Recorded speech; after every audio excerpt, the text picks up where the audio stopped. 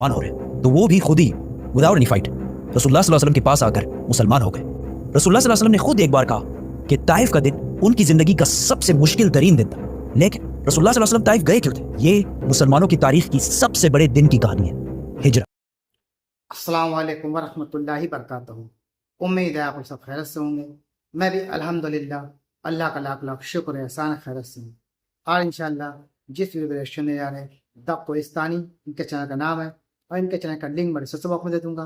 आप लोग इनके चैनल सब्सक्राइब करिएगा और मेरी वीडियो को एंड तक देखिएगा।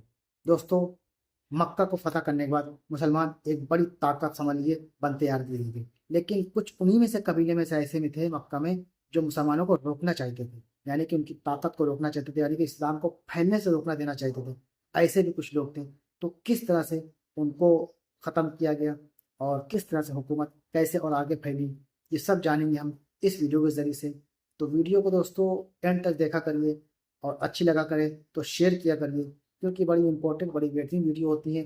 इसको बनाने में बड़ा वक्त लगता है, टाइम लगता है, तो सपोर्ट किया करिए हमें। तो चलिए आइए पहले हम लोग वीडियो देखते हैं, फिर इंशाअल्लाह बात करते हैं।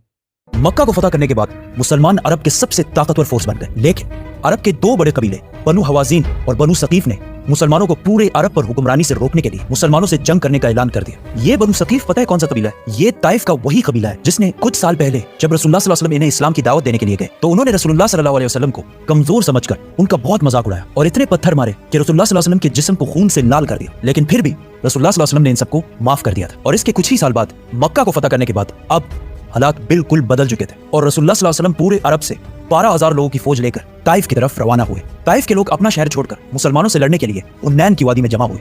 उन्नैन मक्का और ताइफ के बीच में एक इलाका है जो दो बड़े पहाड़ों के दरमियान में वाक़ है। ताइफ के लीडर ने अपनी सारी फौज उन्नैन के वादी में जमा कर ली और उन सबको ऑर्डर दिया कि सारी फौज अपने बच्चों और औरतों को भी साथ लेकर आएंगे ताकि उसकी फौज जंग छोड़कर भाग ना जाए और फुल दलेरी और डेडिकेशन के साथ रहे। मक्का को फतह करने के सिर्फ 14 दिन बाद रसूलुल्लाह सल्लल्लाहु अलैहि वसल्लम 12,000 लोगों की फौज लेकर उन्नैन की तरफ रवाना हुए। ये फौज बदर और ओहद की तरह सिर्फ स्ट्रॉन्ग और मजबूत ईमान वाले सहाबा की नहीं थी, बल्कि इसमें बहुत सारे नए सहाबा भी थे जो इस जंग से कुछ ही अर्सा पहले मुसलमान हुए। तो उन्हें मुसलमानों की स्ट्रगल्स जो उन्होंने बदर, ओहद और खंदक में की थी इतना पता नहीं था। तो उन्होंने रसूलुल्लाह सल्लल्लाहु अलैहि वसल्लम से एक अजीब डिमांड की कि हमें एक ऐसा दरख्त और एक ऐसा पेड़ बना कर दे जो बहुत बड़ा हो और उसके नीचे बहुत शेड हो।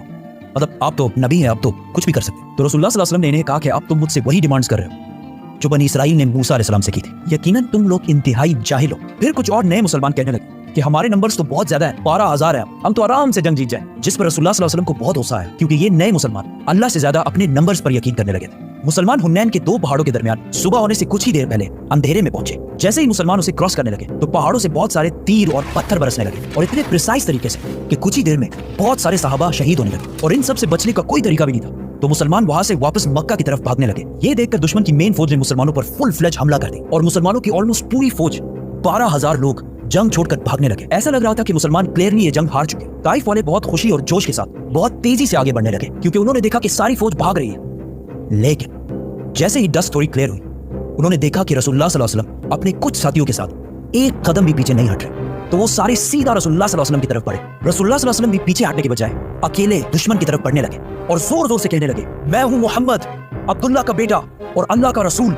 इस पर रसूलुल्लाह सल्लल्लाहु अलैहि वसल्लम के चचा अब्बास रज़ियल्लाहु तआला अन्हु ने रसूलुल्लाह सल्लल्लाहु अलैहि वसल्लम के ऊंट को जबरदस्ती रोकने की कोशिश की तो रसूलुल्लाह सल्लल्लाहु अलैहि वसल्लम अपने ऊंट से नीचे उतरे और दोबारा दुश्मन की तरफ बढ़ने लगे। ये देखकर हजरत अब्बास रज़ियल्लाहु तआला अन्हु जोर जोर से अपनी फौज को बुलाने लगे कि कहां जा रहे हो अल्लाह के रसूल को छोड़कर। जिस पर आहिस्ता आहिस्ता पूरी फौज को एहसास होने लगा कि अगर आज उन्होंने ये जंग छोड़ दी तो रसूलुल्लाह सल्लल्लाहु अलैहि वसल्लम की जान को भी खतरा हो सकता है, क्योंकि रसूलुल्लाह सल्लल्लाहु अलैहि वसल्लम जंग से एक कदम भी पीछे नहीं हटा रहे थे। रसूलुल्लाह सल्लल्लाहु अलैहि वसल्लम का ये जज्बा और अल्लाह पर यकीन देखकर आहिस्ता आहिस्ता पूरी फौज जंग में वापस आने लगी और मुसलमानों की पोजीशन जंग में दोबारा स्ट्रांग होने लगी और कुछ ही देर में पूरे 12,000 मुसलमान वापस जंग में आए और दुश्मनों पर टूट पड़े और ताइफ वाले जंग छोड़कर हर तरफ भागने लगे और मुसलमानों ने इनका पीछा करना शुरू किया। मुसलमानों को इस जंग से बहुत फायदा हुआ, 6,000 कैदी और 24,000 कैमल्स और गोल्ड एंड सिल्वर व्हाटएवर।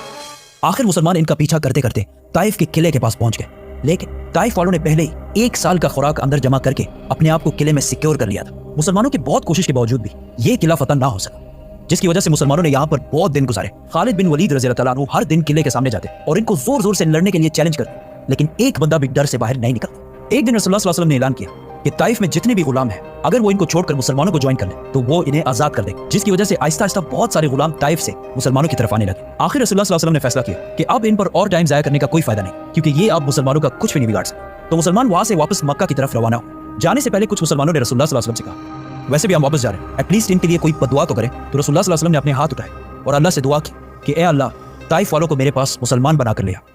मुसलमान वापस आखिर मक्का पहुंच गए। अब यहाँ मदीना वालों को लग रहा था कि अब रसूलुल्लाह सल्लल्लाहु अलैहि वसल्लम अपने नेटिव शहर मक्का को कैपिटल बनाएंगे और मदीना वालों को हमेशा के लिए छोड़ देंगे। इस जंग में जितना माल मुसलमानों के हाथ आया था उसमें से बहुत बड़ा हिस्सा रसूलुल्लाह सल्लल्लाहु अलैहि वसल्लम ने मक्का वालों को दे दिया, जो अभी कुछ ही दिन पहले मुसलमान हुए थे, जिसमें 100 ऊंट रसूलुल्लाह सल्लल्लाहु अलैहि वसल्लम ने अबू सुफियान को भी दिए। और इससे सिर्फ 1 महीना पहले अबू सुफियान मुसलमानों का सबसे बड़ा दुश्मन समझा जाता।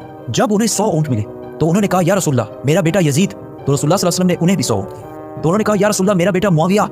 तो उन्हें भी 100 ऊंट दिए गए, जिस पर मदीना वालों को यह बात बहुत अजीब और उनमें से एक ने यह तक कहा कि हमारी तलवारों से इन मक्का वालों का खून अभी तक टपक रहा है और यहाँ सारा माल इन्हीं को दिया जा रहा है। और एक और शख्स ने कहा कि हो सकता है ये रसूलुल्लाह सल्लल्लाहु अलैहि वसल्लम के अपने हैं, इसीलिए इनको इतना कुछ दिया जा रहा है। जब रसूलुल्लाह सल्लल्लाहु अलैहि वसल्लम को इन सब बातों का पता चला तो उन्होंने मदीना के सारे अंसार को एक जगह जमा किया और उन्हें कहा कि क्या तुम लोग गुमराह नहीं थे और मेरी वजह से अल्लाह ने तुम लोगों को सीधे रास्ते पर लगाया? क्या तुम लोग गरीब नहीं थे और अल्लाह ने तुम्हें बहुत सारा माल दिया और तुम सारे तो आपस में लड़ते रहते थे और अल्लाह ने तुम्हें यूनाइटेड और एक बना दिया? उन्होंने कहा ये सब बिल्कुल सच है। तो रसूलुल्लाह सल्लल्लाहु अलैहि वसल्लम ने इन सबसे कहा कि आप ये सारी बातें तुम मुझे भी कहो कि जब आपके अपने लोगों ने आपको रिजेक्ट किया तो हमने आपकी मदद की, जब आपको पूरे अरब में कोई पनाह नहीं दे रहा तो हमने आपको पनाह दी, और जब आप गरीब और कमजोर थे तो सिर्फ हम आपके साथ खड़े थे। फिर रसूलुल्लाह सल्लल्लाहु अलैहि वसल्लम ने कहा कि क्या ये बेहतर नहीं है कि ये लोग अपने साथ दुनिया का माल, ऊंट, बकरियां ले जाए और तुम अपने साथ अल्लाह के रसूल को ले जाओ? और रसूलुल्लाह सल्लल्लाहु अलैहि वसल्लम ने मदीना वालों के लिए दुआ की कि ए अल्लाह, मदीना वालों पर रहम फरमा और इनके बच्चों पर रहम फरमा और इनके बच्चों के बच्चों पर भी रहम फरमा। ये सब सुनकर मदीना के अंसार बहुत खुश हुए और इसके कुछ ही दिन बाद रसूलुल्लाह सल्लल्लाहु अलैहि वसल्लम वापस अपनी कैपिटल मदीना चले गए। और ये बहुत बड़ी बात थी, क्योंकि अगर मदीना के अंसार सिर्फ ऊंटों और बकरियों की डिमांड करते और रसूलुल्लाह सल्लल्लाहु अलैहि वसल्लम मदीना को छोड़कर मक्का में आबाद हो जाते तो आज तक जितने भी लोग हज करने जाते हैं वो सिर्फ मक्का ही विजिट करते, क्योंकि काबा और रोज़ा रसूल दोनों मक्का में होते, तो मदीना जाने की कोई जरूरत नहीं होती। लेकिन पिछले 1400 साल से मदीना की पूरी इकोनॉमी सिर्फ इस बात से चलती है कि वहां रसूलुल्लाह सल्लल्लाहु अलैहि वसल्लम का रोजा मुबारक है, जिससे हर साल लाखों लोग पूरी दुनिया से मदीना की तरफ जाते हैं और मदीना वाले बिलियंस ऑफ डॉलर्स कमाते हैं। रसूलुल्लाह सल्लल्लाहु अलैहि वसल्लम ने मदीना वालों की औलाद के लिए जो दुआ मांगी थी वो अल्लाह ने इसी तरह पूरी की कि मदीना वाले पिछले 50 जनरेशंस तक बिल्कुल अमन और एक स्टेबल इकोनॉमी में रहते हैं। और एक स्टेबल इकोनॉमी कितनी जरूरी होती है ये पाकिस्तानियों से बेहतर किसी को पता नहीं हो। और मदीना की ये स्टेबिलिटी कयामत तक चलती रहेगी। हुनैन की जंग रसूलुल्लाह सल्लल्लाहु अलैहि वसल्लम की अरबियों से आखिरी जंग थी। अरब की आपस में जो सिविल वॉर बदर के मैदान से शुरू हुई वो हुनैन की जंग में आखिरकार खत्म हुई और इसके बाद पूरे अरब में अमन और पीस का टाइम शुरू हुआ। लेकिन इस बार अरब के लीडर्स मुसलमान थे। ताइफ के लोगों ने देखा कि जब साइड साइड में सारे कबीले मुसलमान हो रहे हैं तो वो भी खुद ही विदाउट एनी फाइट रसूलुल्लाह सल्लल्लाहु अलैहि वसल्लम के पास आकर मुसलमान हो गए। रसूलुल्लाह सल्लल्लाहु अलैहि वसल्लम ने खुद एक बार कहा कि ताइफ का दिन उनकी जिंदगी का सबसे मुश्किल तरीन दिन था। लेकिन रसूलुल्लाह सल्लल्लाहु अलैहि वसल्लम ताइफ गए क्यों थे? ये मुसलमानों की तारीख की सबसे बड़े दिन की कहानी है, हिजरत।